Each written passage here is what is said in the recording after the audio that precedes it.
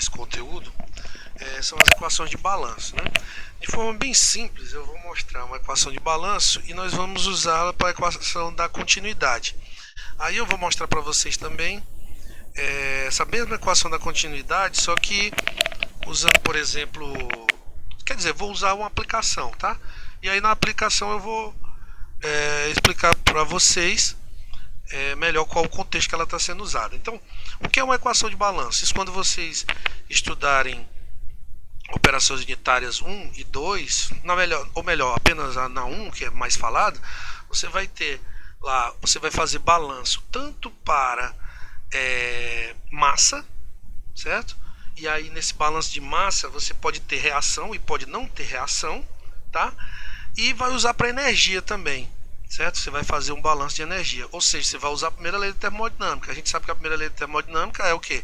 A variação de energia interna é igual ao trabalho mais o calor, calor mais trabalho, né? Aí vai depender de como você convenciona lá a fórmula para calcular trabalho. Mas o fato é, quando você faz uma equação de balanço, você está, de certa forma, usando essa ideia aqui, que uma propriedade transportada para dentro do sistema, né? Claro, você vai estabelecer o sistema, esse sistema ele vai ter fronteiras, essas fronteiras vão separar da vizinhança, então você vai ter uma propriedade transportada para dentro do sistema através das fronteiras, menos a propriedade transportada para fora, isso vai ser igual a um acúmulo, certo? Se não houver acúmulo, lógico, essa diferença é zero. Agora, eu também tenho que levar em consideração se alguma propriedade é gerada dentro do sistema, certo? Então, por exemplo, vamos supor que eu tenha aqui um fluido entrando, um fluido com uma massa específica ρ1, como é o caso aqui desse exemplo, tá? Aí ele está entrando com uma velocidade U1, certo? E ele tem uma certa quantidade de calor. Vamos supor que tem um eixo aqui que produz trabalho, que é energia. E vamos supor que também que há um fornecimento de calor aqui. Esse fluido saindo aqui, com uma massa específica ρ2 e uma velocidade v2, ele também carrega calor, ele também carrega energia. Então eu posso fazer o balanço entre a energia que entra, menos a energia que sai, mais a que é gerada dentro do sistema. Então isso aqui seria uma geração dentro do sistema, e aqui também, porque está sendo fornecido para dentro do sistema. Então isso seria igual ao acúmulo, certo?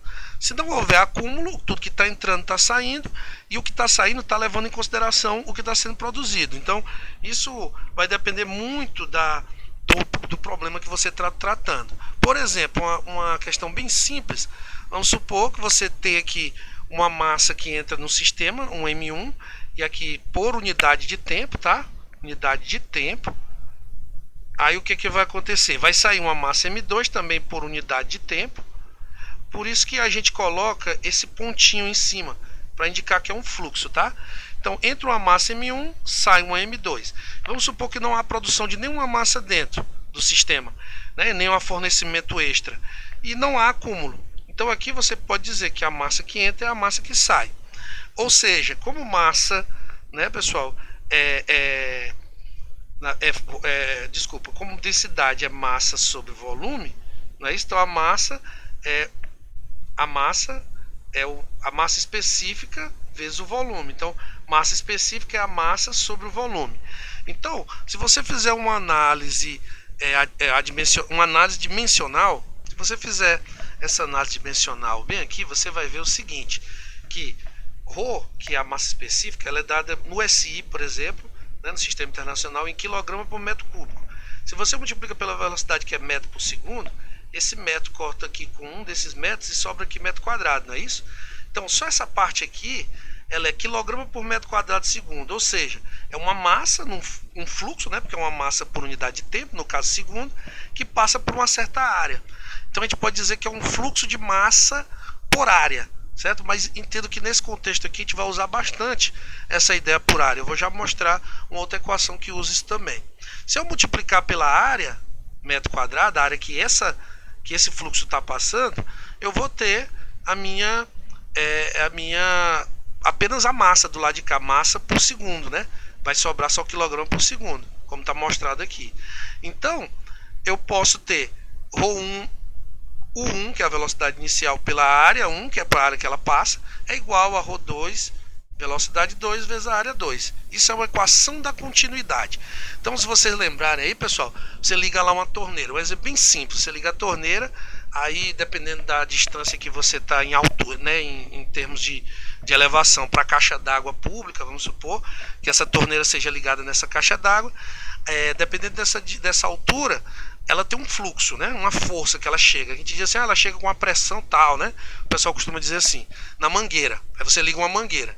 Vocês já brincaram de colocar o dedo assim na boca da mangueira? Você está diminuindo a área, né? Você está diminuindo a área. Então, quando você diminui a área, o que acontece? Esse fluxo aqui, né? Ele aumenta. Não é isso? Esse fluxo ele aumenta. Ele fica mais veloz. Então, vocês devem observar isso lá. Então, se eu diminuo a área, esse fluxo fica veloz. É exatamente obedecendo a equação da continuidade, né? É claro que lá você tem fricção, tem perda por atrito e tal e tal. E claro que a equação não seria perfeitamente aplicada ali, mas qualitativamente isso é perfeito, né? Então, vamos observar o seguinte. Eu vou mudar a tela aqui um instante para mostrar para vocês uma aplicação disso.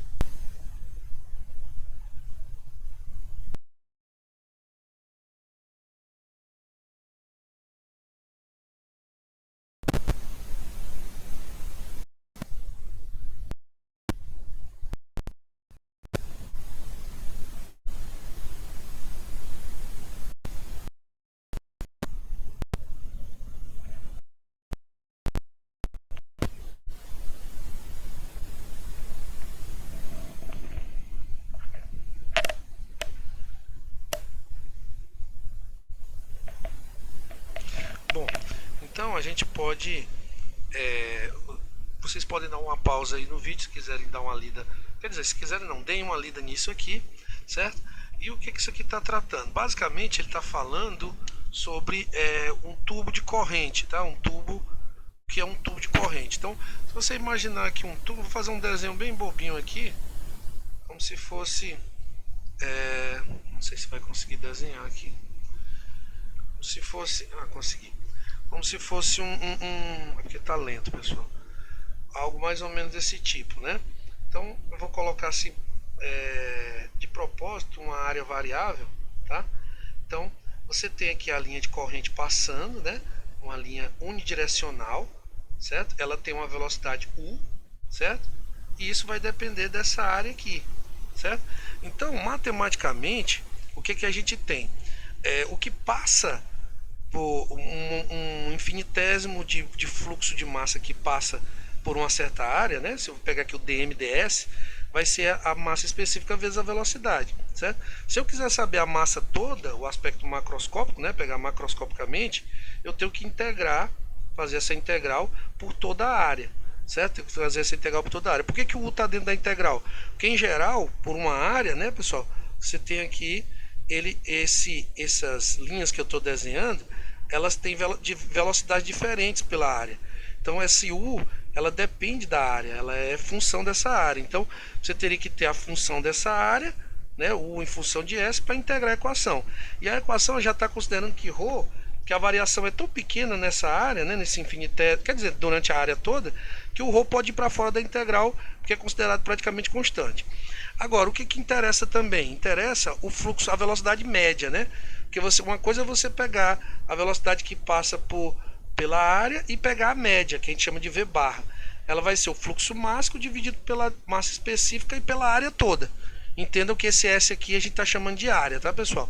Se você substituir isso aqui de cima aqui, você vai ver que essa velocidade média também é dada por 1 sobre a área completa, né? A integral por toda a área da velocidade vezes ds, tá? Então, essa é a velocidade média, é o que a gente normalmente usa, certo? Em questões. A gente vai ver aqui um exemplo, tá? Essa outra maneira aqui de expressar o V barra é usando a velocidade volumétrica, tá? Ou seja, esse Q aqui, ele é m ponto sobre ρ. Se você pegar aqui m ponto, que é quilograma por metro quadrado, desculpa, quilograma, deixa eu ajeitar aqui, ele é quilograma por segundo, né? Dividido pela massa específica, que é quilograma por metro cúbico. Então, se você pegar aqui e colocar quilograma por segundo e aqui quilograma por metro cúbico, você vai ver que vai inverter, né? E aí o quilograma vai cortar quilograma, vai ficar metro cúbico por segundo. E isso dividido pela área. Aqui, isso vai ser dado metro cúbico por metro quadrado segundo. Então, é você vendo o fluido passando em volume por uma área, né? Quanto do volume do fluido passa por uma área em um segundo. Então, é uma outra maneira de expressar a velocidade, né? Usando o fluxo volumétrico. Claro, pessoal, que isso fica bem mais fácil se a gente interpretar numa aplicação. Então, bom, conforme eu mostrei agora há pouco no material, né, sem ser agora no livro, pessoal, eu vou chegar numa equação aqui igual àquela da continuidade, só que o que está mudando aqui é a simbologia, tá? Então fique atento para não confundir. O que acontece?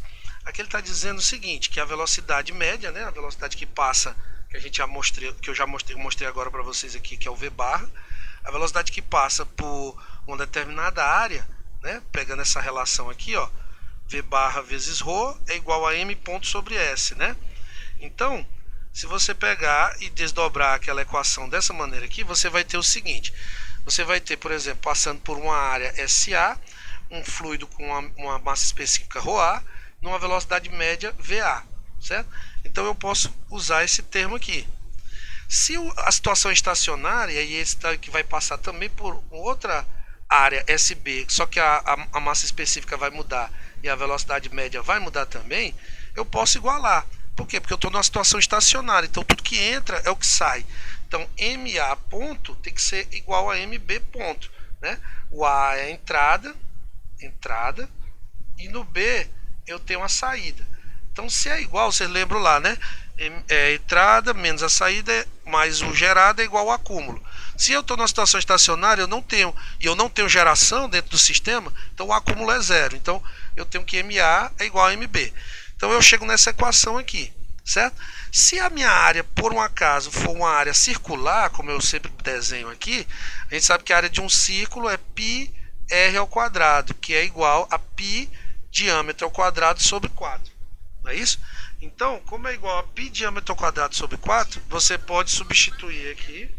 Ok, Google. Estou achando que eu estou perguntando algo a ele. Então, como eu substituo aqui o meu S por π d, né, dA no caso, que seria o diâmetro da área ao quadrado sobre 4, e aqui eu faço a mesma coisa para o B. Jogando aqui, jogando para lá, cortando 4, você vai chegar nessa relação para a equação de continuidade. Então, no sistema estacionário, né, uma situação estacionária, não esquecer que a área tem que ser área circular, lógico, área circular, e você tem que ter lá uma massa específica ρA na entrada, uma massa específica ρB na saída, uma velocidade média A na entrada, uma velocidade média B na saída. Então você pode usar essa equação. E aí você tem aqui os diâmetros de entrada e de saída, certo? Bom, em outras situações, a gente pode usar uma coisa chamada de G, tá, pessoal? G é o fluxo mássico. Ele é dado em quilograma, no SI, por metro quadrado segundo. Mas como ele está dizendo aqui, ele também pode ser, ó, libras por pé quadrado por segundo, né? Libra massa. Ou então libras por pé quadrado por hora, né? Vai depender da situação. Então o que acontece, né? Pode dar pausa aí e ler também, tá, pessoal? E aqui também, tá? Se quiserem. Bom, daqui um tempo para dar pausa se quiserem ler, tá?